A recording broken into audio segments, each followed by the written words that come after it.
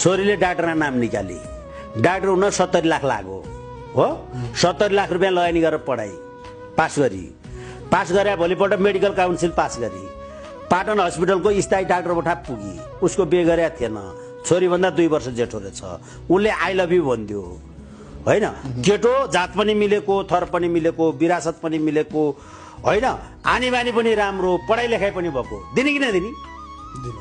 दिनु पर्यो होइन घरडान्समा फेरि अर्को 30 लाख खर्च गरेर बिहे पनि गरिदिने 1 करोड गयो हो अब आको तलब कसलाई जयलाई छोरीसँग माग्न मिल्छ अनि घर धितो राखेर छोरीलाई डाक्टर पढाएको किस्ता कसका भागा अनि मुटुमाथि ढुङ्गा राखी हाँस्नु पर्या छ छोरी पढाएको खर्चले ऋण ला भन्न मिलेन मुटुमाथि ढुङ्गा राखी हाँस्नु पर्या छ हो त्यो बाउलाई भन्नु गाइदिए गीत हो नारायण गोपालले